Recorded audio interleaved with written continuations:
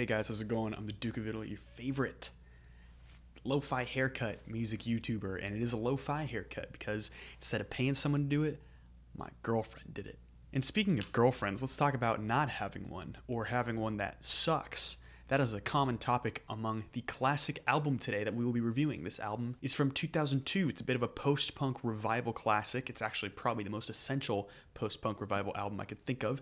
This is Interpol's Turn On the Bright Lights. How's that for an intro? Quick and straight to the point. But yeah, first thing for Classics Month, we're covering Interpol, a band I have not talked about very much. But this band is really interesting because as much as the guy, the lead vocalist, has sort of an Ian Curtis-esque voice, they've got a real tendency to reach post-rock texture, a really nice indie rock sort of undercurrent to the whole thing with a lot of creative choices, and also some very consistent themes on this album. You're going to see a lot of themes of depression, general life struggles, New York City and big cities having sort of a societal sort of overbearing nature to them, and a whole lot of strained relationships. Probably one of the biggest flaws on this album as a whole is that there's just so much strained relationship in terms of the themes. It's kind of a problem also with Around the Fur by Deftones. But this album kind of does it a little more artfully. It's not so personal and direct. It seems like it feels personal, but it sort of is encompassed by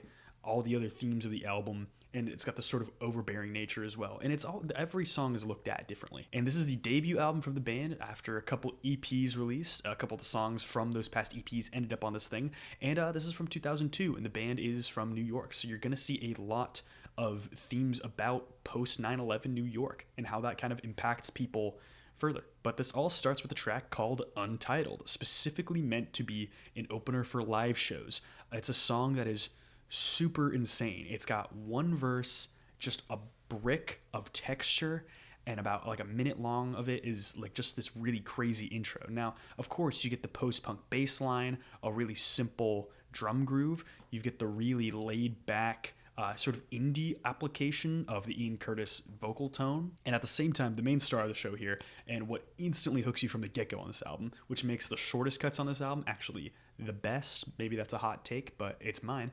And it's just this whirling, almost shoegazy, very post-rock adjacent sort of tremolo lick that just releases at such an interesting time. And the verse is this like really bleak, ominous, with like a little undercurrent of like implied hope. It just describes our protagonist here as how he'll come around and change himself for someone.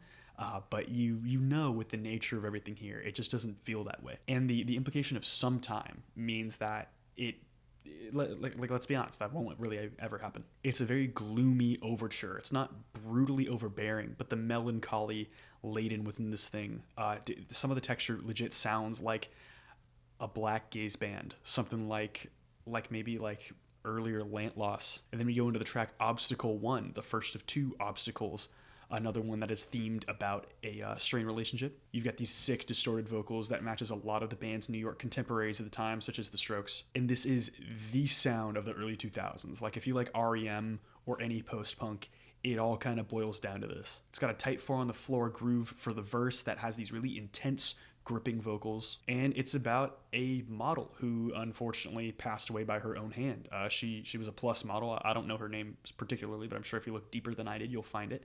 And it's sort of this like almost like I can save her perspective, but it's a lot more palatable than that. It's almost like what could I have done, or like what should I have done? And it's the guitar layering here. How there are two guitars that just slowly layer and layer and layer, and eventually the melodies totally break off entirely into the section that follows the bridge that has these just defeated lyrical repetitions. It's totally a brutal track. And this goes into the track NYC, one of the most famous cuts off the whole album, known for the chorus of just New York cares, which is awesome because it's so sarcasm laden. This album, you'll find, has a bit of a sense of humor in some of the lyrics, a whole lot of sexual innuendos. And while that's not really my preference in music, it's the lines like New York cares that really glow for me, that really show these sort of like defeated personality behind this whole thing. It's very much about a post 9/11 New York, and it is as slow as like a Have a Nice Life track. Like, think like Hunter for the first like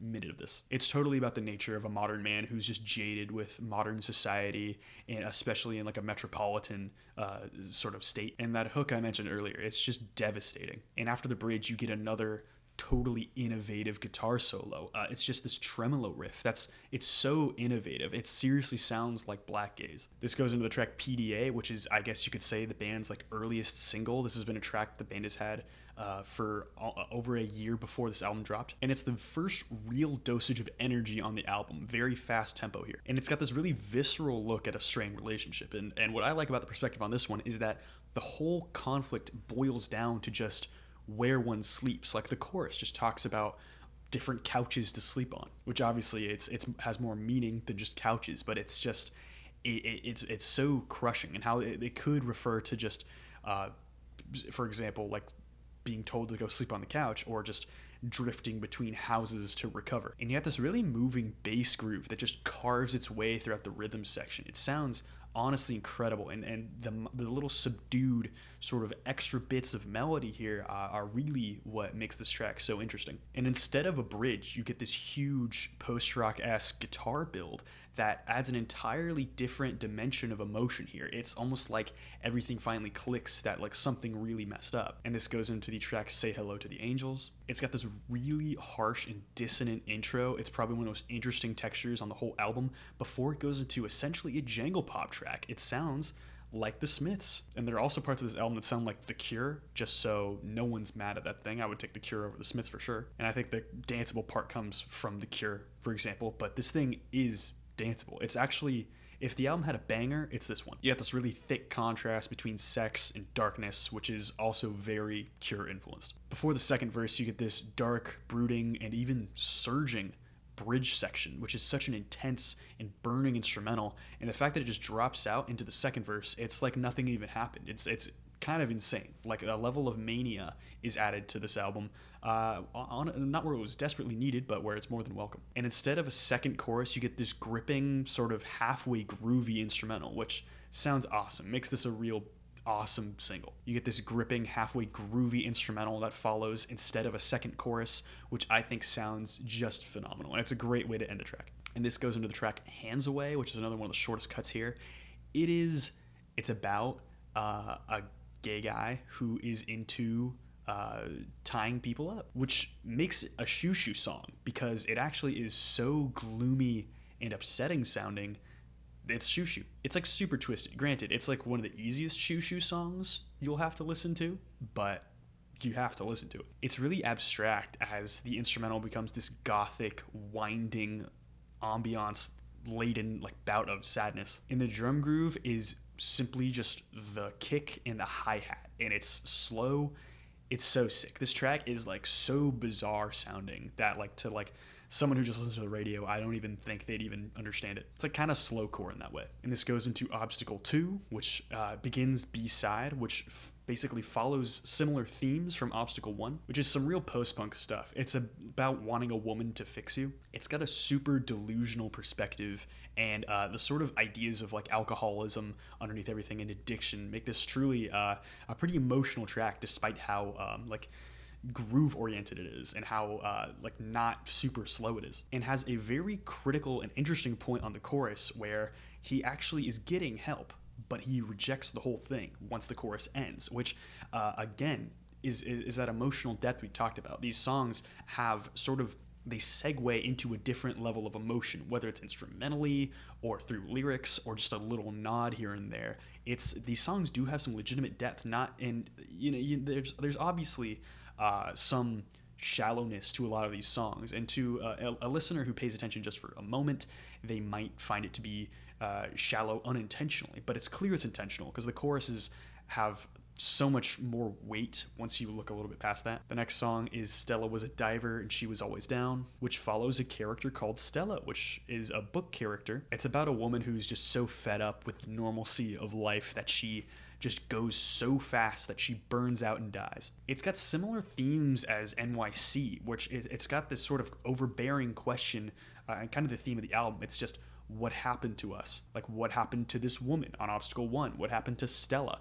What happened to this guy who's struggling so hard in all these different tracks? But this track is mournful, even a bit rage-filled, and there are tons of innuendos, which makes you want to kind of lose yourself by the second half of the track, but it's over 6 minutes long, so you will lose yourself going that deep. Then you get the track Roland, which is particularly intense, and it is burning hot. It's got lyrics about this guy named Roland who may or may not be a murderer, which he is definitely a butcher. That is for sure. The lyrics literally describe him butchering things and owning a bunch of knives. And there are connections to World War II Germany and being Jewish and struggling with like a breach of privacy. This thing is laden with all these different themes, and it should sound like the most hellish track here, but actually it is the most fun moment. It's like 3 minutes and change. It's essentially a banger. The chorus sticks super well. The way it all layers together, it fits like a perfect pop song. And for the album and the vibe of the whole thing, it is just perfect. It's finding comfort in cruelty,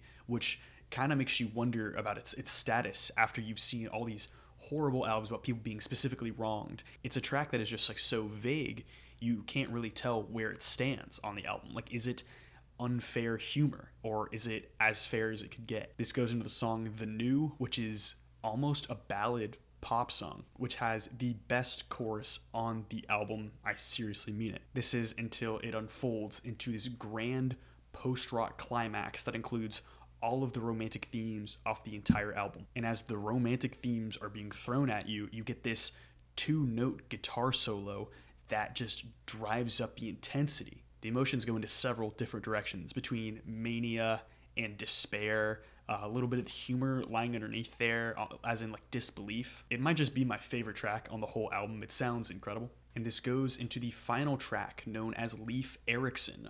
Not the longest track here. It's actually about pretty average for the length of any song here, and yet it still feels pretty ultimate. And its stance as having just like a very flat, normal ending it makes the whole thing feel kind of inconsequential in a really artfully done way. It feels like everything else coming to an end, because this one is also about a relationship, but it's like the relationship is now secured, except he's falling apart underneath the whole thing. It's not fixing him like he thought.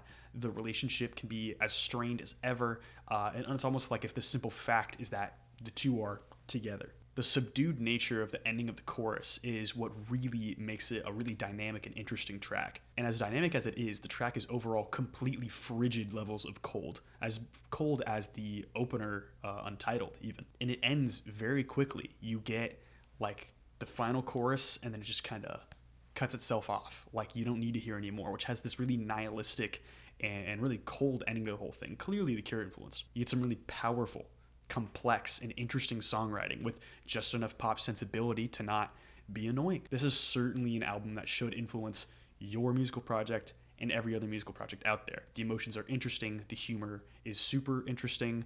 The complexities aren't so overwrought that it turns people away. And the whole thing subverts a lot of expectations. Every time you expect another verse or a chorus, you're going to get hit with the bridge or an instrumental portion that'll just blow you apart.